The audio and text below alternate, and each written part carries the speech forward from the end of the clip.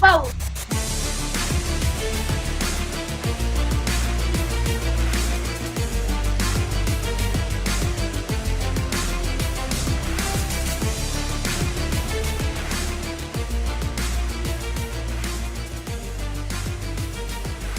Court is in session with Ryan in Sacktown on If You Don't Like That. Now, Ryan in Sacktown. Oh, must be Rhino.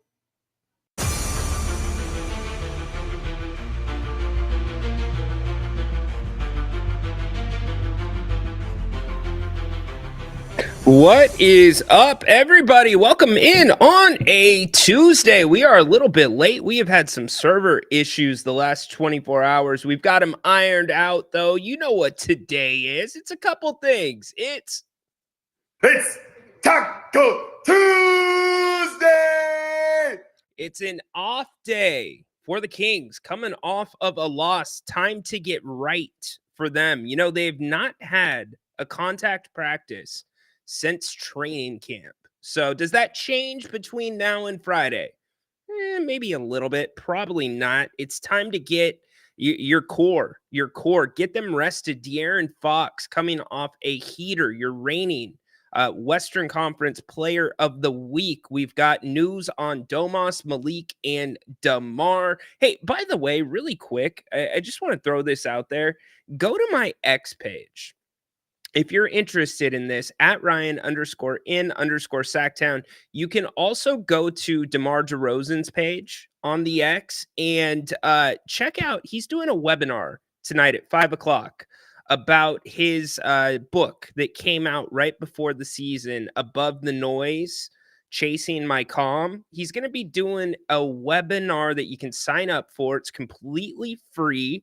If it's worth your time, if you've read the book, if you know the backstory from the book, go check it out. I have a commitment at 5 o'clock, but I am signed up for it. So I'm probably going to be doing two things at once. But, you know, mental health, it's a big thing. It's a huge thing. It affects everyone in some way. And so DeMar's going to be taking questions, talking about his story, talking about the book. So go. You can find the link to sign up on my page, also DeMar's page. But welcome in on a Tuesday. We're going to go about an hour today. You got Grant coming up later tonight, 8 o'clock. He'll be doing an open forum show. I'm not sure if I'm going to be joining him or not, but I can promise you he will be here talking NFL, talking everything we have not hit on over the past few days because of Kings basketball. Tuesdays, by the way, around here are an exciting day. In the offseason, we have Jerry Reynolds. Just because Jerry moves to Wednesdays during the regular season does not mean that we don't have a Jerry. In fact, we've got Jerry Jones. How about them Cowboys? Yeah! Jerry Jones does his weekly hit on 105.3 in Dallas, and he always leaves us with stuff to talk about. He is a content machine. I mean, if you don't believe me, stuff like this. There's a pony in here somewhere is the old adage with the boy scooping up the manure on Christmas Day and whistling while he was doing it. Here comes Santa Claus. Well, that's us. There's a pony in here somewhere is the boy scooping up the manure on Christmas Day. Oh, good old Jerry Jones. He did his hit today on 105.3, and yes, it was entertaining. There were some things that make you wonder, why is he in front of a camera anymore? He ducked a bunch of questions, and yes, we'll probably have to go to the judges for some clarifications on a few answers. It's become a weekly thing around here that we check in with Jerry Jones. His team getting killed last night, by the way. The Texans pick up the dub. The Cowboys played, 2 quarters of decent football? Mike McCarthy, fake punt. Yeah, not a great idea. If you want to get in on the show, we'd love to have you. You can get involved in the chat. You can also, we'll open it up too. Grant does open forums. I've been getting a ton of questions via email, via DM, via X, and I've answered like none of them. I've gotten a few of them here on the show. So if you want to mix in some of those, I'm happy to answer some since today's a little bit of a different show. Usually we start at 1 o'clock. Starting next week, we're going to be going back to our 2 o'clock time slot. So you can also call the show as well. QR code up there in the corner. If you want to call in, you can also use the link that is in the chat. You know what? Let's kick it off with this guy is a legend around here. Al, my friend, what's up, dude? I got you, Al. You there, Al? We'll give Al another chance here in a second. Zakara, what's up? Fear a losing streak coming, guys? These next 4 games are awful. Well, Zach, dude, don't look now. The rest of the schedule is brutal. The easiest part of the Kings schedule is done. Now, here's the good news. This is the good news. All 3 guys have been cleared for individual work. So the goal is to have them back on Friday. That is the target, to have Malik, DeMar, and Domas back on Friday. Now, will that happen? We'll see. Does Malik love playing against the Clippers? Absolutely. And Malik's been on the bench. He's been walking around. He looks nimble. So I think that there's a good shot that if you're going to get one of the 3, it's definitely Malik. Now, DeMar and Domas, that's a little bit different. Think about Domas. I don't have the number off the top of my head, but he's missed like less than 5 games in his career in Sacramento. So if it's something that's keeping him off the court, then it's something that's really bugging him. An avulsion fracture could not keep him off the court for more than 1 game. This has been 2 games. So anyways, a lot of Kings content. We've got Jerry Jones as well. We can talk about anything that you guys want to go over. By the way, you saw the title of the show.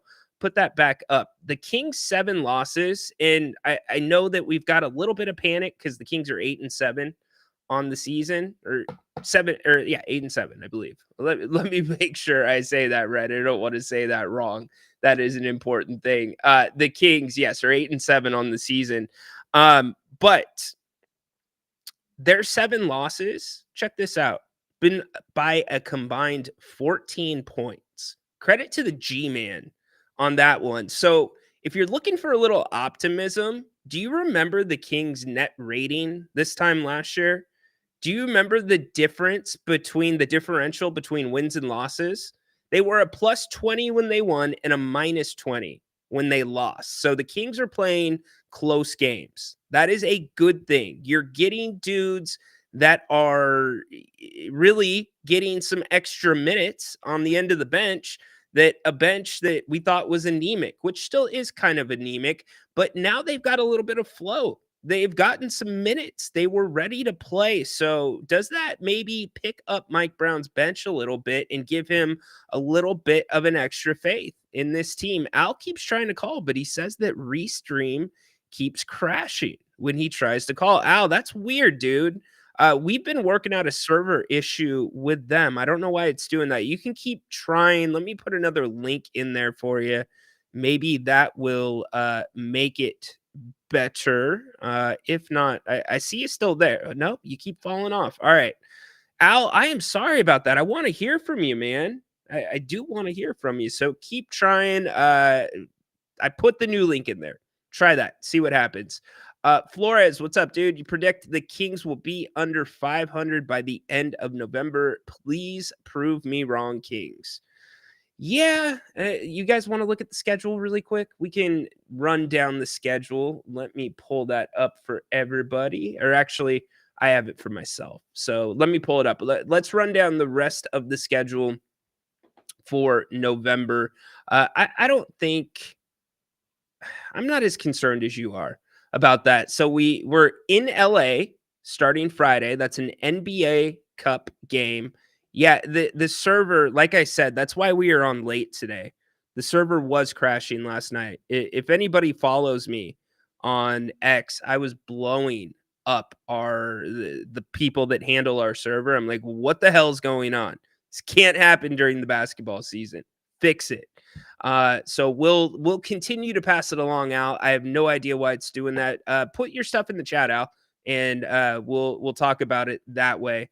Let's see. So you've got LA on the 22nd, Friday, NBA Cup game. Then you're at home against Brooklyn. You're at home against Oklahoma City. You're at Minnesota. You're at Portland. We're going to probably get something set up for that one. One of my friends, Chad in Portland, he is a talk radio host, sports radio host out in Portland, covers the Trailblazers. Will maybe collaborate for a show before that game to talk about the two teams. Portland's been playing better basketball as of late. They knocked off who'd they knock off? Minnesota twice in a row. So there you go. And then you are at home against San Antonio. Now, December is a weird month. And this is why December's weird. You're at home against San Antonio. You get your first taste of Houston. And Houston's playing good basketball right now. Then you're at Memphis, at San Antonio. You're home against Utah. And then you start your 3-game stretch with the Lakers. You play the Lakers 3 times in a span of like 10 days. So you're at home against the Lakers on December 19th. You're at home a night later, or 2 nights later, the 22nd against the 21st against the Lakers. Then you've got the Pacers, you've got the Pistons. Then you are at LA on the 28th. So you play the Lakers 3 times from the 19th to the 28th. So if I'm looking at the schedule right now, honestly, if I'm looking at the schedule, y'all, no, he is not here. Stop it. Stop it. Stop. Royale. Who did that? Who did that? Royale, get the hell out of here. You are not welcome on this show. You were sent to Cincinnati. Even De'Aaron Fox said, "What the F is that?" when he saw your creepy face. You're not welcome here, bro. Get out of here, Royale. Royale, I am all for having lots of different people tuning into the King's Court, but you are not a person. In fact, I don't know what you are. You know what, Royale, actually, I take that back. Royale, I would love to hear from you. I bet the phones will work for you since they don't work for anybody else. Give us a call, Royale. I'd love to hear which mall kiosk you got those big red sneaker slippers from. I haven't seen those in years. I would love to cop another pair of those. Isn't that what the kids say? Cop a pair of those? I don't know. Yeah, okay. That's funny. Royale, whoever did that, good job. Good job by you.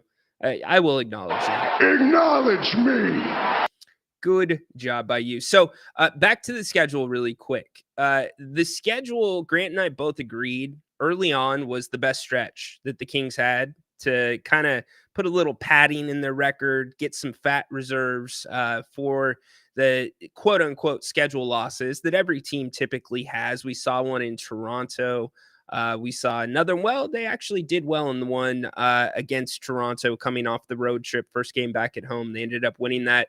But this is actually a stretch where I think you can have a little bit of success. So if you're worried about them being under 500 after the month of November, I'm okay with it because you got San Antonio, Houston. Houston's a tough game. Memphis, tough game. But then you go San Antonio, Utah, LA twice, Indiana, Detroit, LA again, and then Dallas on the 30th. So that's actually not, compared to the rest of the schedule, that is not a bad stretch. So I think you're going to see a different Kings team now that you have De'Aaron Fox getting downhill. I truly believe that. Things are different. He is seeing how it changes the basketball team and how it changes his game too. You don't think Fox is like, oh, I want to be all NBA and I can get to the paint anytime I want? Okay, I'll just keep doing this. Do it. Make Vivek pay you that money. Because you know what? When he does that, the Kings win. I came up with the Fox formula. 3-point attempts need to be in the same neighborhood as assists. And he has done that for the most part over the last 3-game stretch. So very good. Oh, I got to get Royale off the screen. Holy moly. Royale, go away. Get out of here. You are no longer welcome, but you can stay in the chat. Happy to hear from you. Kings lose last night. A little bit of a heartbreaker. The 2-minute report came out, by the way, and the NBA has said that was not, let me repeat myself, that was not a foul on De'Aaron Fox. The NBA is saying that they got it right. So there you go. Enough of that conversation. But I will say that was a poorly reffed game last night. Kings did not lose because of that, but it is a poorly called game. Yes, I know. It's funny. Zach, remember they're expected to play bad in December because the families are coming home for the holidays. Ooh, burn, Katie. You know, Katie, she had a line last night, and I love Katie. I have no issues with Katie. Katie tries really, really hard. She went from sideline reporter to analyst. That's not an easy thing to do, by the way. And she doesn't have a consistent partner to like build up that whatever you want to call it. You call it numerous things. Build up the chemistry, build up, you know what I mean? She doesn't have, like Grant and I. It's taken a while for Grant and I to understand each other's little tells, to understand flow and ebb, give and take, right? Well, Katie's bouncing back and forth between Mark Jones, Kyle Draper. Y'all know how I feel about Mark Jones. Nothing personal against the man, but he treats Sacramento broadcasts like his playground. In my opinion, Kyle Draper, love the dude. Think that he is pretty damn good at what he does and could not respect his transparency, his mission, and what he's been through. And I really like it. Yeah, chemistry. Good job. So, but Katie last night, she had a line that was really, really cringe. Really cringe. In fact, I'm surprised it did not catch traction. And I'm happy for her that it did not catch traction. I'm not going to repeat it here because I don't want it to catch traction. It shouldn't be repeated.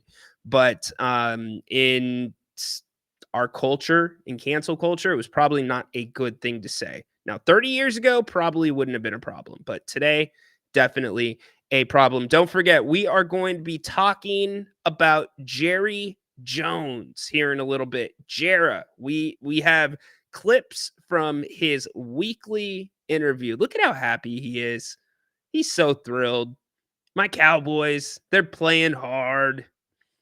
It's November.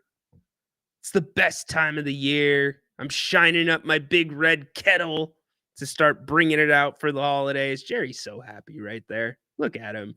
Anyways, Derek, what's up, dude? Can't watch the Kings announcers, although I do like them both as people. And that's a preference thing. Look, I've said it since I've started doing this.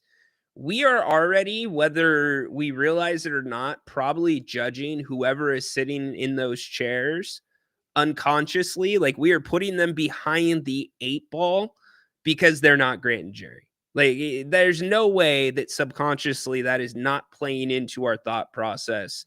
But it is perplexing that Vivek and many others are okay with the product that is being presented to the fans via the broadcast. I think that there is a lot of things that could be cleaned up. By no means am I a professional broadcaster in terms of calling basketball games. It's not my cup of tea. Nor do I ever see myself calling basketball games. But I just wish that there was consistency. That's it. Give Katie somebody that she knows she's going to be sitting next to every night, because it's not about the 2.5 hours on the air. It's about the travel together. It's about building relationships. And I think that's a tough thing. But I get it. I get it. You just got to realize you could have the best announcers in the league, and they're still not going to be Grant and Jerry to many of you who grew up with Grant and Jerry. Let's see. Big Al, trying to get him on the show. I don't know why it's not working, Al. Bills finally get the dub on the Chiefs, but let's see it in the playoffs. Yeah, that's usually the time that it doesn't happen, but you do have to give Sean McDermott some credit and I completely agree talking about questionable announcers. Tony Romo, he's a hard one to listen to. He is one that I also have to mute much of the time.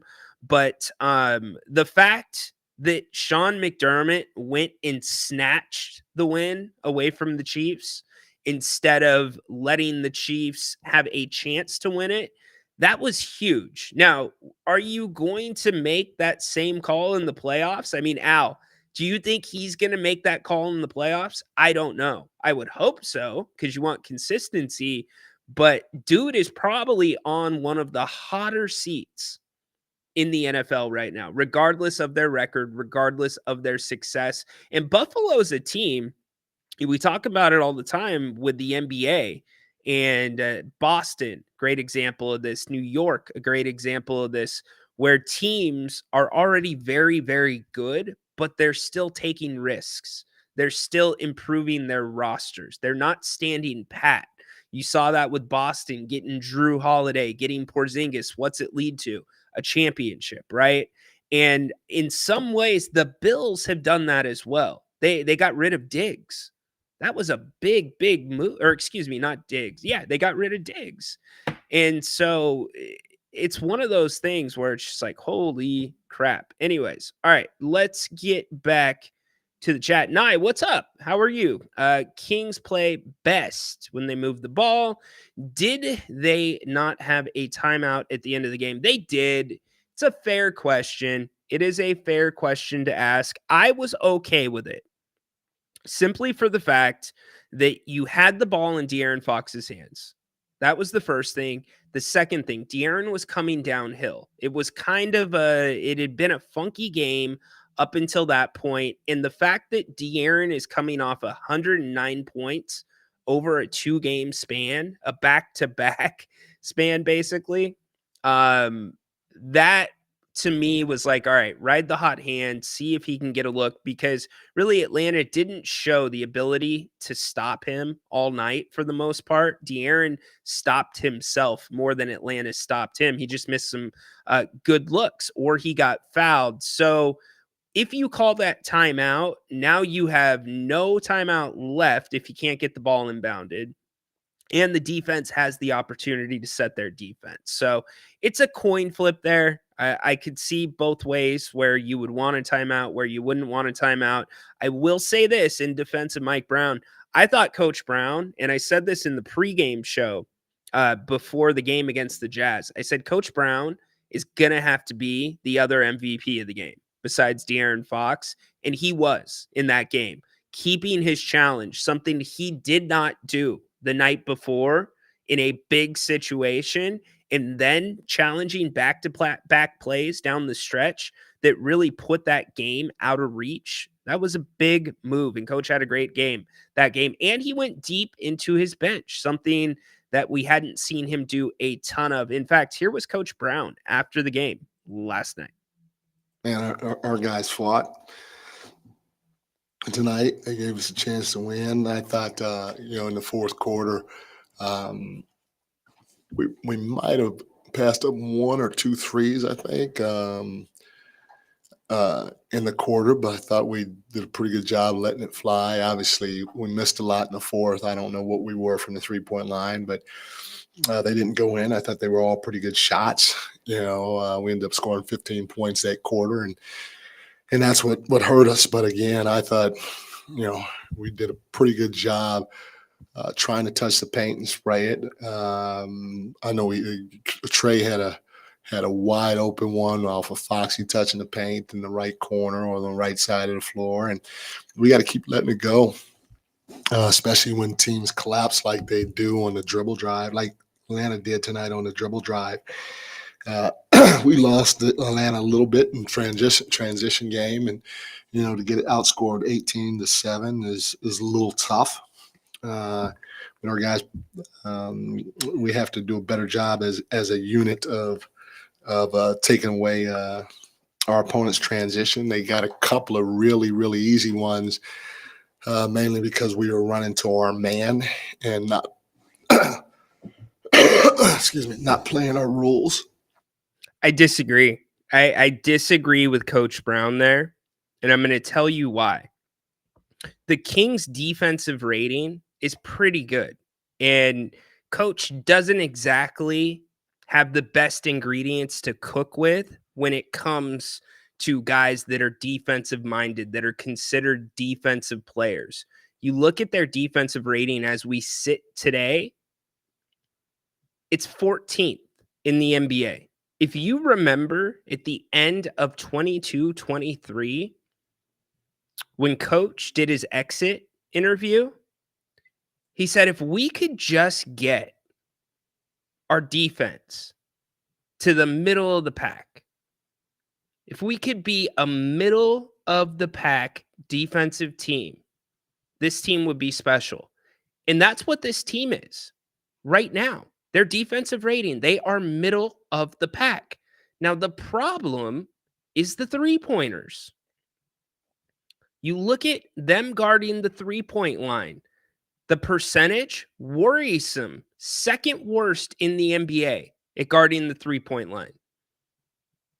Second worst. They allow 40%, or excuse me, 38% to their opponents, three-point percentage on a nightly basis. Here's the more worrying statistic to me. It's three-point attempts. They allow 40 per game. That is second worst in the NBA. The Kings' rotations need to be looked at. The way that the defensive, and Luke Laux, I think he's doing a great job. I love Luke. And what he's done with Fox and some of the other guys has been great. But there is an issue with the Kings' help defense because night after night after night after night after night, and I'm not talking about the trapping. That's completely separate. We're leaving the trap out of this conversation. But night after night, somebody is always wide ass open. And in the NBA, unless your name is Keegan Murray, I love you, Keegan, and you're open, you're going to hit that shot more times than not. And the more worrisome thing is, when I go back and look at the film, these rotations where these guys are getting the shots are in the corners. The corner three is the easiest triple on the floor. So to Coach Brown saying that they didn't play by their principles, I'm questioning the principles when it comes to defensive rotations in transition because the numbers bear it. Your defense is really good. Really good. Other than that, you're 12th in steals. It's the threes. What would their defensive rating be if they weren't second worst in the NBA there?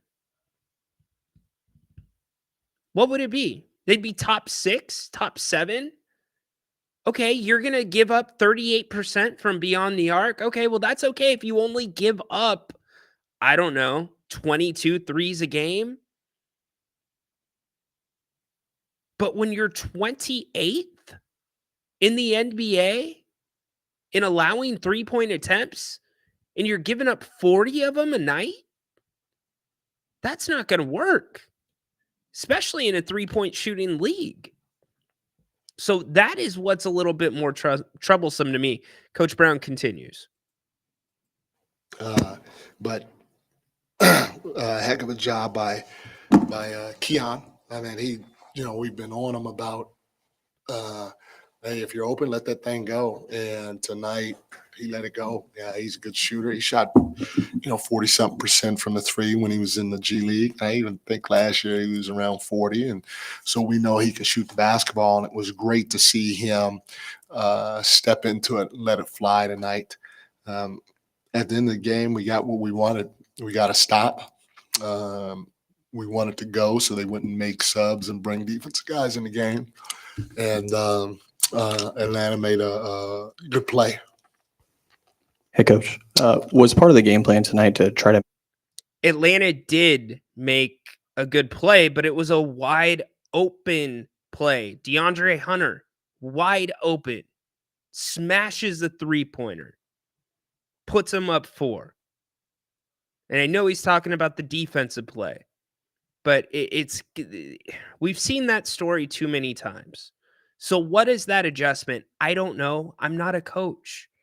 I'm not proposing to know what the adjustment should be, but there is a clear adjustment that needs to be made in this defense. There just is. I don't know how else to say it. But that being said, the Kings are 8-7. They've lost 7 games by a combined total of 14 points. They're playing close games, and they played through 3 games, more than 3 games, without a lot of their core. So I don't think it's as bad as some fans think it is. And you've also got Keegan Murray struggling on the offensive end. That's an entirely different conversation that we had yesterday. We can continue having that one. Let's see, Nihai, Ryan, SoCal, Ryan, do you think Mike Brown can become a great coach? Mike Brown is a pretty damn good coach. And here's the thing about it. Here's what confuses me. Mike Brown, and part of this is the ingredients. It's the players. He does not have a roster of defensive-minded players. In fact, you could argue, well, I guess we haven't seen what Devin Carter's going to be, but you could argue that he really does not have a defensive guy on a true just defensive stopper. Probably Keon's the closest. But Mike Brown's teams in the past, when he has coached the 82-game season, twice in his coaching career, they have been the best teams in the NBA at defending the three-pointer. So, so is it the players? Is it the system? I don't know. Whatever it is, it's got to be tweaked. And that trap that we saw in Atlanta, that you can't do that in the NBA anymore. You just can't do it. You can do it here and there, but you can't do it more than a couple times in a game. Just like, Sabonis, sometimes you'll notice this. Sabonis will jump passing lanes. He waits for the perfect time to do it. He knows it's going to be there, but he waits for the perfect time in the game because he knows he can only do it once. And more times than not, he will get that deflection, get a wide open dunk.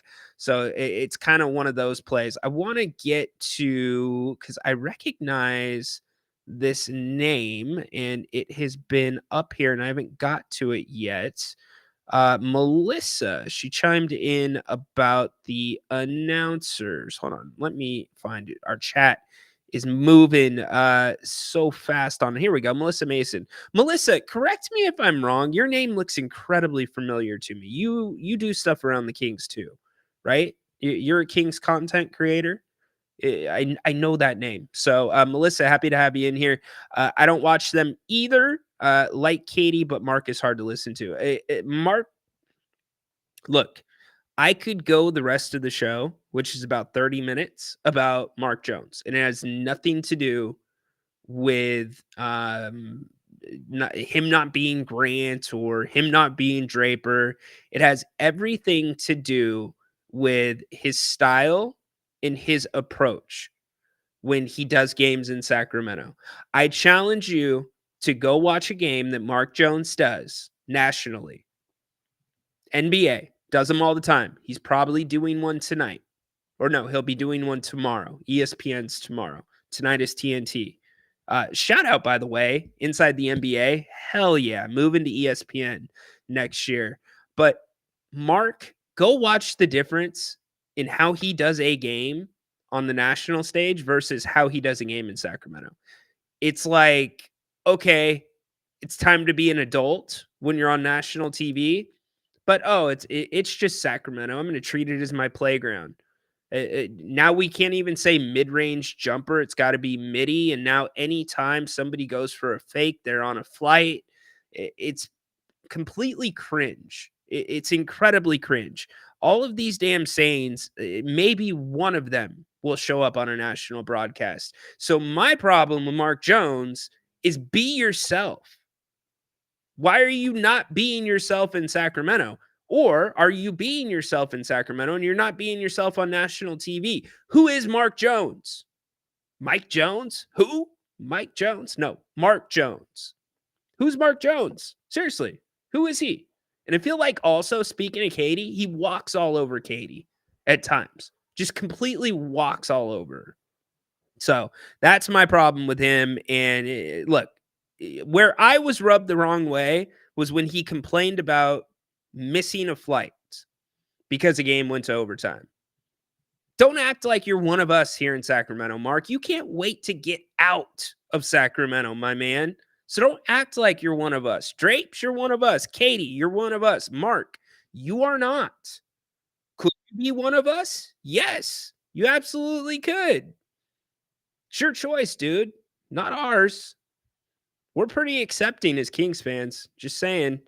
PK, I keep saying over and over, grab a big man over Len, snag JaVale McGee before the Lakers do. No, I disagree with that. The Kings, look, size is not everything. Certain teams, size is going to hurt you. But you know the counter to size? Speed. They have an advantage being bigger. We have an advantage being quicker. And you've got to be able to use that. That's why if you look at the Kings' overall standings in the league with their not power rankings, but I call them the power statistics, Monty McNair, Coach Brown, training camp, said that he wanted the pace to be in the top 5 in the NBA. Right now, the Kings are at 15th. 15th. Now, is some of that a little bit because of De'Aaron Fox? Yes. Is it going to probably go up? Yes, if De'Aaron continues touching the paint the way he has. In fact, I'll put these up. I still have them from the pregame show the other night. Check this out. This was De'Aaron's shot chart against Utah. Look at how beautiful that is. It's when he scored 49. Here's his shot chart against Minnesota. Look at how beautiful that is. Look at how efficient that is. He also got to the free throw line in this game, I believe, 19 times off the top of my head. PK, I get what you're saying. JaVale McGee, though, my man, is not a pick and roll center. JaVale McGee, as much as I respect him as a professional, there is a reason he was or is in the Shaq Tina-Fool Hall of Fame. Dude has 2 left feet. He's a great dude to be around the team, great mentor, great leader, but he is not the guy that you want running the pick and roll. Now, what you want a bigger dose of, and we saw it, I have been calling for it all season, is more time on the floor with Sabonis and Monk together. And you saw that the game that Malik got hurt. Coach Brown made the adjustment, so Malik was on the floor with Domas, and the pick and roll game was humming. Those two play so well off of each other, and the pick and roll is the perfect change of pace for the motion offense, the free-flowing offense that the Kings run. It gives you a dose of physicality mixed in with the precision. So you have your pick and roll guy. It's Domas Sabonis. You just need to get him healthy. And if you need to get more pick and roll, Valanciunas, my bad. Yeah, I still like Domas and Malik better. I do. I get it. Thanks for helping me out there, buddy. But yeah, and give Orlando Robinson a shot. I'm just telling you. I think Larry would make it a nice addition, maybe. Who's Larry? Who are you guys talking about? Larry Bird? He coming back to the NBA? What's up, y'all? What's up, PK? Bane, I can't see your faces, dude. Face, Funchia, tongue out. The hell does that mean, Bane? Jason, what's up, dude? Welcome in today. Did you watch Jim Rex High Roller's latest video on the NBA and three-pointers? Please do. The point that you just made will be justified. Interesting. No, I don't even know who that is. I don't know who that is. Thanks for being here, by the way, on an impromptu edition of the King's Court. We've been dealing with some server issues, so we're here a little bit late. Don't forget, the one, Mr. Napier, the principal of this channel, If You Don't Like That. We'll be back at 8 o'clock tonight. I'm guessing he's going to be solo. I don't think I'm going to be back with him tonight, but come back. Enjoy Grant. He'll be taking your questions. He'll be talking whatever you want to talk. NFL, NBA, Kings. We're going to go over the Western Conference here in a few minutes. We also still have sound from Jerry Jones that we're going to get to because it is a Tuesday and it is a Jerry Tuesday. Appreciate it, dude, for putting that link in there. I will go try to check that out. Ash, what's up? Don't think they really have lower back tightness. What do you mean, dude? They definitely have lower back tightness. Come on, man. Come on. You think they're just sit out? Rest management. It's not Sabonis' style. Jason 2.52. Okay. Yeah, okay, cool. Good. He's got a lot of followers. He has a lot of followers. Good for him. All right, let's listen to some more Coach Brown after last night's game. Make Trey more of a playmaker rather than him beating you with scoring? And if so, how do you feel like you guys did in executing? Thank you. Yeah, we didn't want him coming in here and getting 30-something and the game be easy for them. We wanted to see if somebody else could beat us, and they made enough plays to make it happen. And like I said, if somebody were to tell me that it's going to be a 1-point game and you're going to only score 14 points in the fourth quarter, I think obviously you give Atlanta credit. I'm not trying to take anything away from them, but we're better than 15 points in the fourth quarter. So I thought our game plan was pretty good. I thought it came down to us missing a handful of shots in that fourth quarter that we normally knock down, because on the flip side, we held them to 20. So our defense was pretty good too in that fourth quarter. We just didn't knock down the shots that were given to us at a consistent level. We didn't even have to do it at a high level, but at a consistent level in that last quarter. Mike, the fourth 3 minutes quarter left in the was fourth, definitely rough they for hit the a three. Kings when it Fox came to gets scoring. the, Also, technical foul. Do you think free throw attempts were not great last night. Kings did not get to the line as much as they normally do. Although, for those saying the Kings got a bad whistle, they did get one more free throw than the Atlanta Hawks. Fox got that tech. I don't really have a huge problem with it. I know some people do. He definitely has toned it down this year, in my opinion. It was a lot worse last year with the chirping at the officials. Maybe the wrong time, probably the wrong time to try to fire up your team when you're in that close of a game. Coach Brown talking about the fourth quarter scoring. This is what it looked like for the Kings. Really bad. You got 7 points from your starters in the fourth quarter. All 7 coming from De'Aaron. You got 6 from Keon, and you got 2 from Dougie McBuckets in the fourth quarter. Speaking of the NBA, speaking of the West, let's talk about it really quick. At the top of the West, you got OKC, 11-3, Golden State behind them, 10-3. The Lakers, remember, you got the Lakers 3 times in the month of December, basically 3 times in the span of less than 10 days. They are 9-4. Houston, 10-5. Phoenix, 9-6. Denver, 7-5. Memphis, 8-6. Minnesota, 8-6.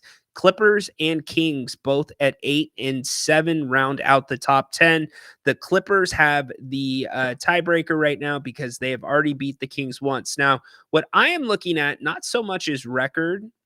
What I'm looking at is their team's net ratings. The Kings right now are a plus 3.2. Net rating does not lie. Net rating tells you the story of a team. It tells you if a team is consistent or not. The Clippers net rating, they are a plus 0.1. So a plus 0.1. The Timberwolves, they're a plus 2.8. The Grizzlies, a plus 7.7. The Nuggets, only a plus 0.6. Phoenix, they are a negative 1.5. Now, when you get to the top of the West, it changes. Houston, plus 7.9. The Lakers, plus 1.0. So are the Lakers playing a little bit out of their league right now? Maybe. Golden State plus 9.5 and Oklahoma City plus 11.9. That tells you those two teams are well-rounded. That tells you those two teams are probably not going to be going anywhere in this Western Conference. And it probably, I would say Golden State, the surprise of the year so far. I'm not sure how many people could make an argument against that. Okay. John Wilkes Booth is in the house. How old are you, John? Like 200 now? John Wilkes Booth. Wow. Larry Nance Jr. Yeah, he is Larry Nance Jr. I like him a lot. He skewered the Kings last year, especially in the play-in game. So yeah, no, I like Larry Nance. He would be a good fit here.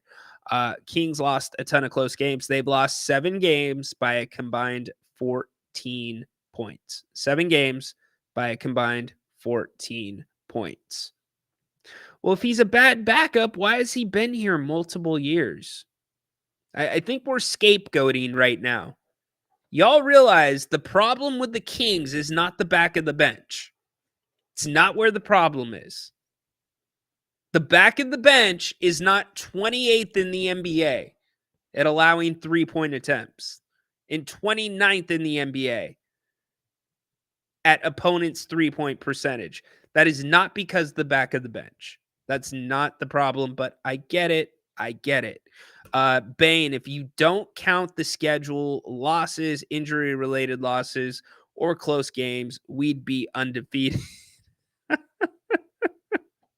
Good job, Bane. Good job, Bane. What am I going to do with you, dude? What am I going to do with you? All right, so I promised you some Jerry Jones audio. It is a Tuesday, which means we talk about our good friend Jerry Jones, the gift that keeps giving, the guy that just cannot get out of his own way. Did you see the circle of media around Jerry Jones last night after the Texans game against the Cowboys? It was obscene how many reporters were surrounding Jerry Jones. And it's what he lives for.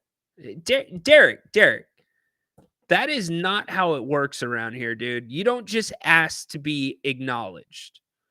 You have to be acknowledged by the host. Acknowledge me. Now the producer overrules me. He just acknowledged you, Derek. See what's going to happen now? People come in here and they ask to be acknowledged, and they're just going to get acknowledged. All I'm going to be doing is hitting this all day. Acknowledge me. All day. Come on. No, it's all good. I acknowledge all of you. Anyways, Jerry Jones. He, the last couple weeks, arguably should not have been in front of a microphone, but every week, he is the only owner, by the way, that goes in front of the media. After every... Dude, thank my producer. The producer acknowledged you. It wasn't me, my man.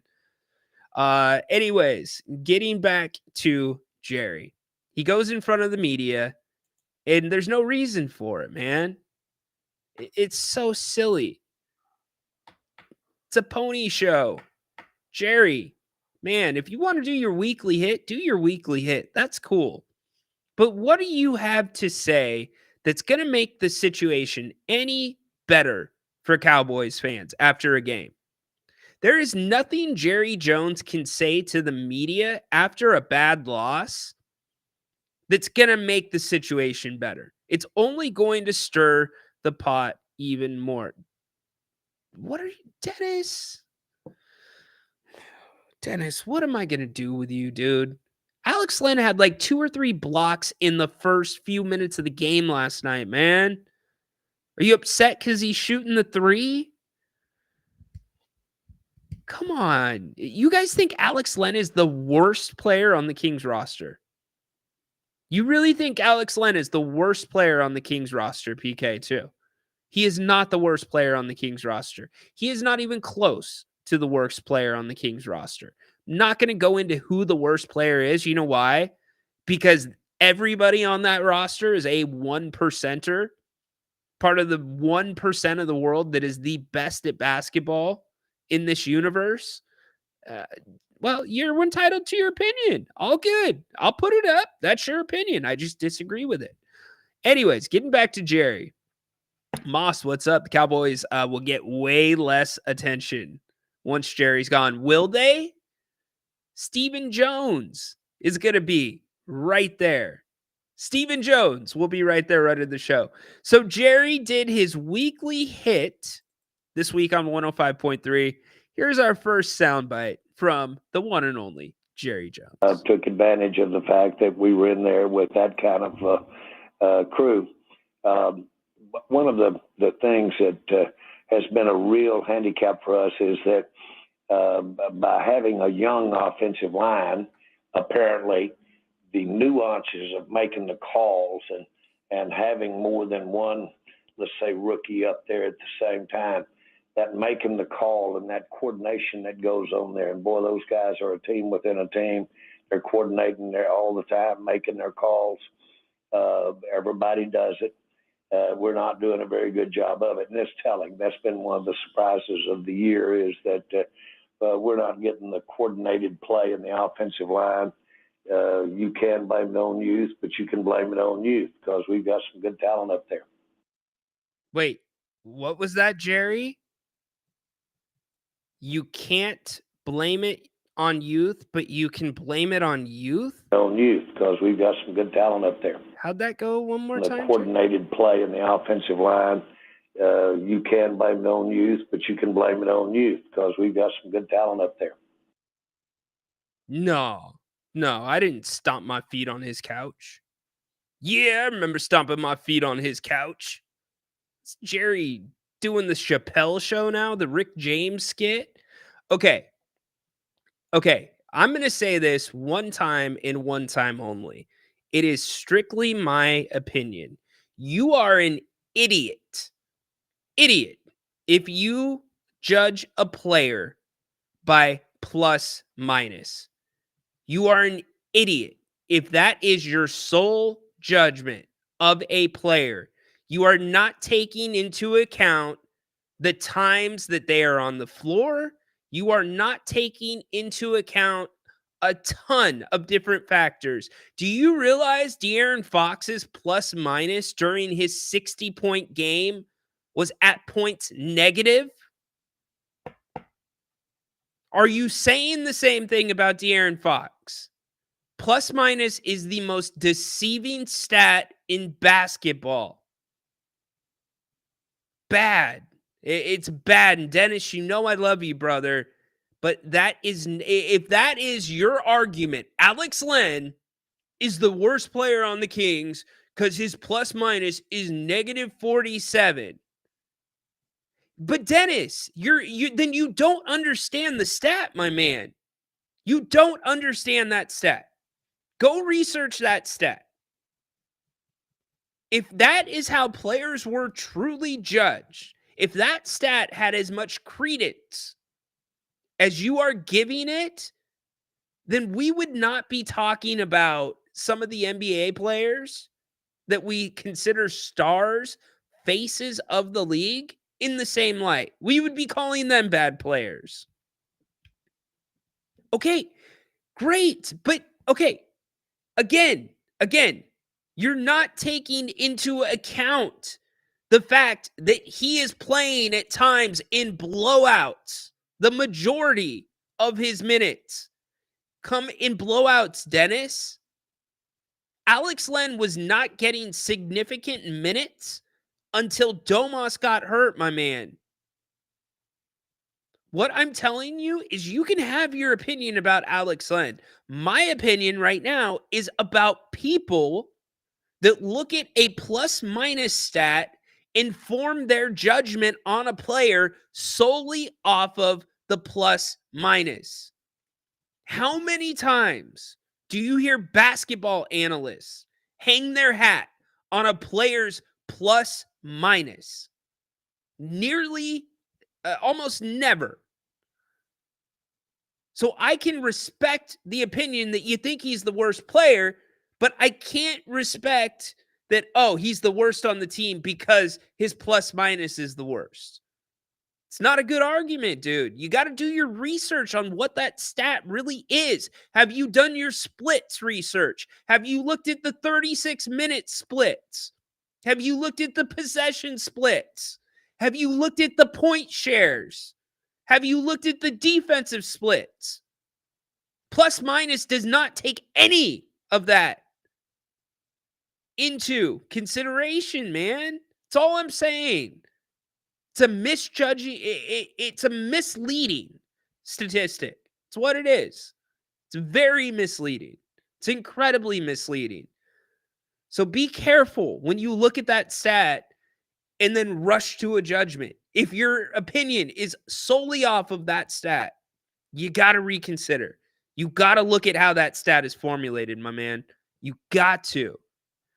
Anyways, yes, even players see this as a circus. Yeah, Jerry's rich. He can buy another couch. Yeah, exactly. He can buy another couch. So Jerry, apparently he knows the inner workings of an offensive line. He gets all that, right? Well, he continues. And he just keeps going. The hits keep coming. Just wait. Here's Jerry again. You're talking about with the trade. Triple Rush or Trey Lance? With Trey. No, we knew exactly where Trey Lance was when he left San Francisco. He was, fourth, fifth pick in the draft. We knew he hadn't played much football. He has improved dramatically. Unlike you've got to get out there and you've got to play. We have thought it was just too important for us to have him at rookie quarterback in these last two ball games, because we need to win to that degree and give ourselves every chance we can. We hadn't gotten to the point that we were basically looking to evaluate Trey Lance more at all. And so that's where we are. I liked, I know where a fourth round pick is, and I've seen him good, and I've seen Dak Prescott's a fourth round pick, but I've seen a lot of fourth round picks that didn't work out too. So we really have really worked with Trey. We have evaluated Trey. We'll see what the future brings here over the next few weeks, but I'm satisfied where we are.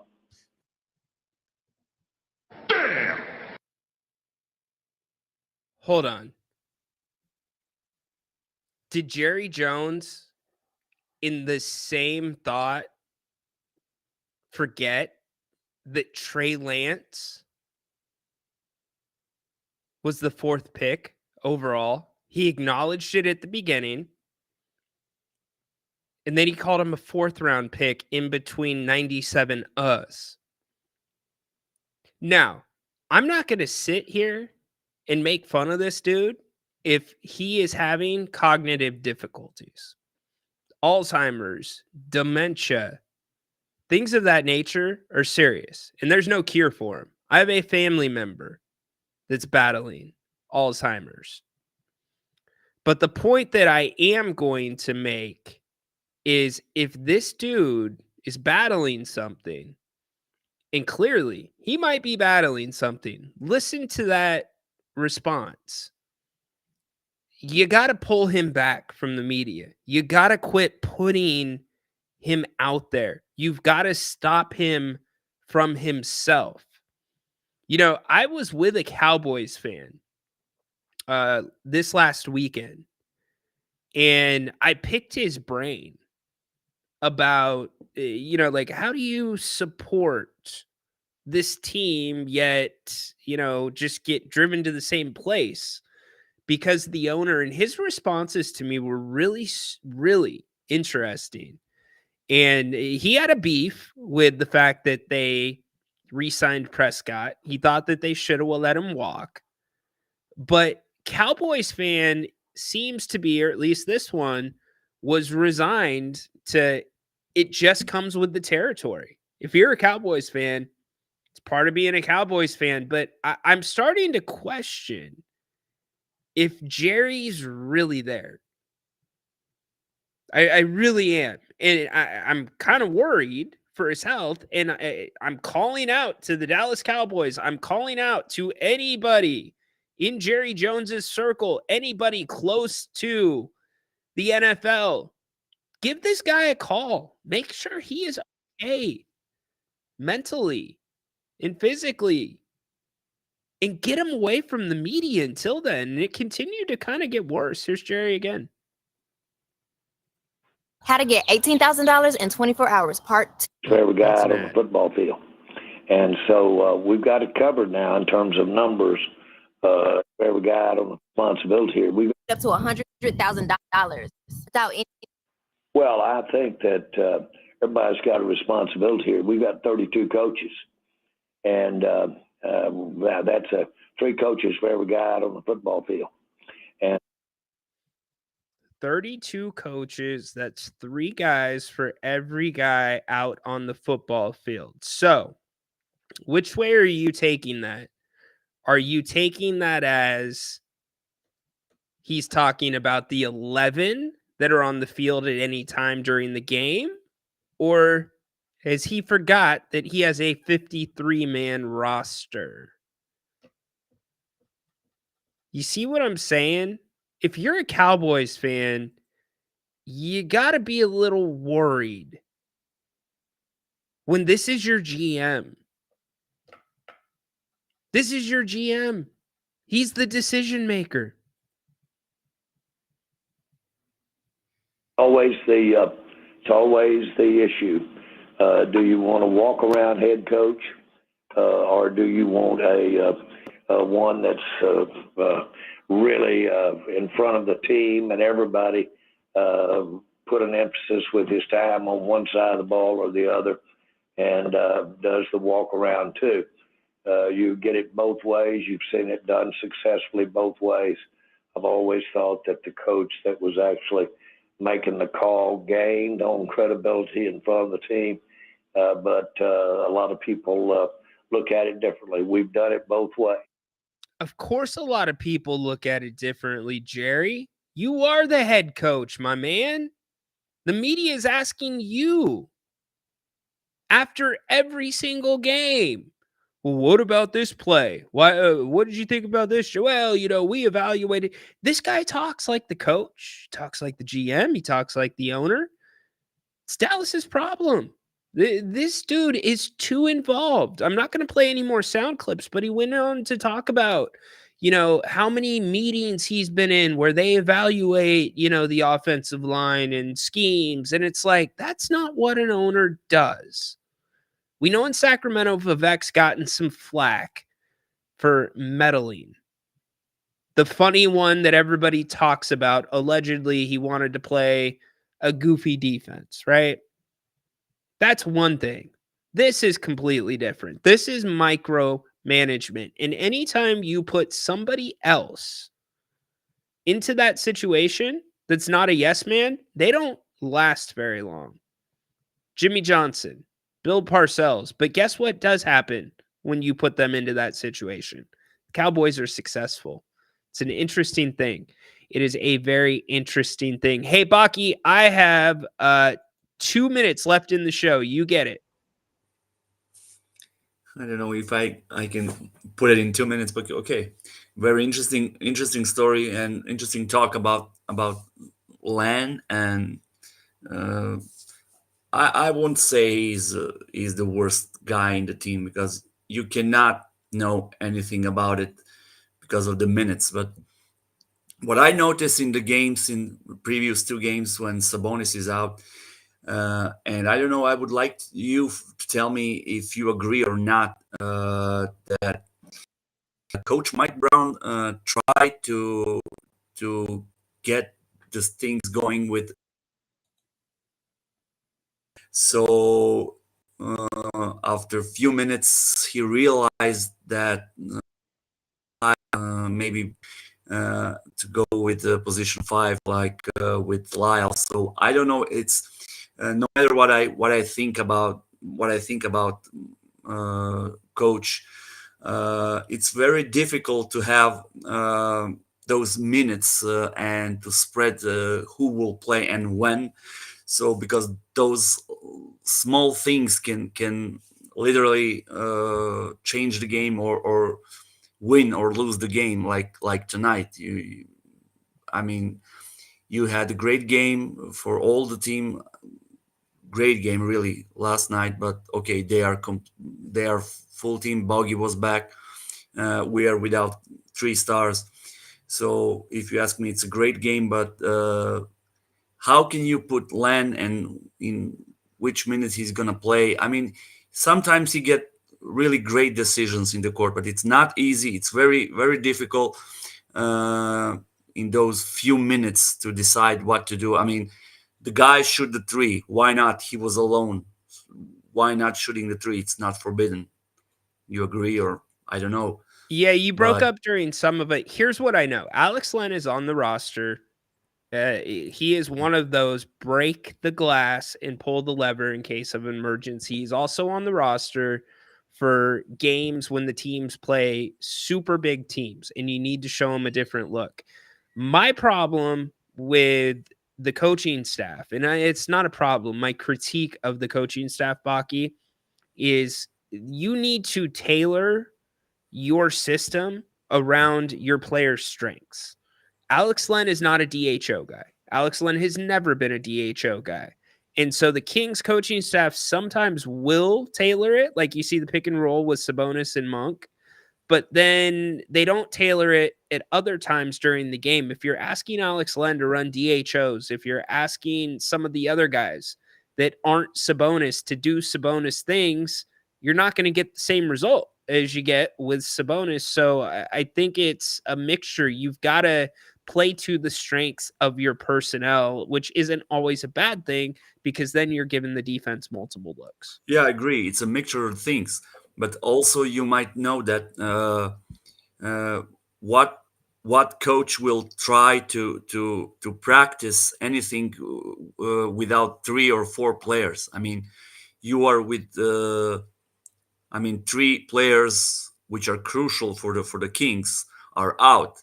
So you gotta figure it out in the practice and the training, those situational things, what to play when Len is in the play, what kind of game we're gonna bring when Lyles, because Lyles had a big role last night. I mean, not only for you saw Lyles in previous games was only shooting the ball. Last night, Lyles organized a lot of things on the court because they seems to be very loose when those starters are out. I mean, I'm not gonna say they are tense when normally Kings are without injuries. So a few minutes up and down for Lyles or other players, but I don't know. That position which Len is playing is very, very difficult. Whatever coach it is, whoever coach it is, I think it's gonna be very difficult to make it what is I mean premier in the game. Do you need the rebounds for the guy from the guy? Do you need those sidelines pick and rolls and other stuff? So I don't know. I wouldn't be that harsh towards the Len or his play because he showed us that he can play really great games. Love it, Baki. Yeah. Appreciate the call, brother. Thanks for closing us out. Yeah, appreciate you. All right. See you. All right, y'all. Can we take a step back here? You guys are talking about defending Len is a joke. I'm not dying on the Alex Len hill, y'all.